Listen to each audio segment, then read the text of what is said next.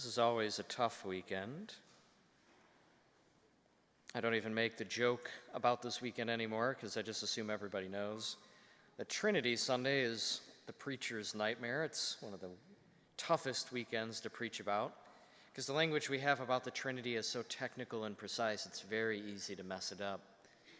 So much so that before I became a seminarian, on my way to priesthood, I gave a talk once and a buddy of mine was sitting in the back just keeping track of how many heresies I had said, and so I still get shudders to this day, make sure I take it seriously. How do we do theology? How do we study these difficult things in our faith? How do we speak about God? I think there's a pretty good way to do theology if we were to boil it down to a few points. We'd start with, what do we know? What does it mean?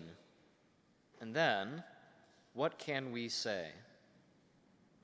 This kind of way of looking at theology starts with revelation. What do we know? What has been revealed to us by God, by this world? And from that, what are the big ideas about how to live or why we exist?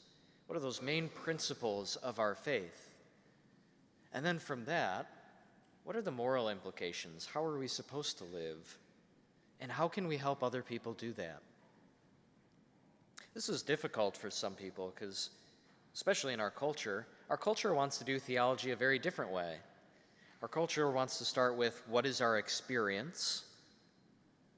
Well, what does this tell us? And then, how does Revelation fit into that? Notice that the way our culture does theology starts with the person, which sounds pretty good. The issue is that it makes the human experience infallible. If I experience it, it must be true. It's the only thing that is true.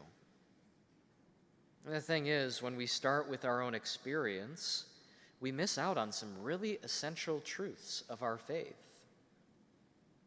Those experiences we have are definitely helpful. They're helpful for a relationship with God, for sure. But they don't define who God is. In fact, our big brothers and big sisters in the faith long, long ago, they were very careful to ever claim that they knew everything about God.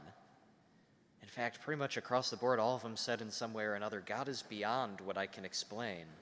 I can't define him just by my experience. Our own preferences can miss the gifts that God wants to give to us. For example, for me, celibacy is not a natural thing, it's a supernatural thing. It's a supernatural gift. It's from beyond what I could experience. I'm grateful for this gift, actually, but it's something I very easily could have missed if it wasn't for having really good priests growing up and looking at these men and wondering, why are they this way? How are they so joyful? And being curious about that. Our readings suggest the right way of doing theology. Where does God show up, and what does that say about God? Oddly enough, the technical, precise language of the Catechism is nowhere to be found in this weekend's readings. Instead, we find critiques of living ways separate from God and some descriptions of God that tell us what he is like. Our first reading is just after the golden calf incident. God's chosen people wandering a little bit, right? And they make this golden calf out of all the gold that they have. Moses has gone away for a bit to go up the mountain. I heard a new idea of how to look at this reading, and I was very interested by it.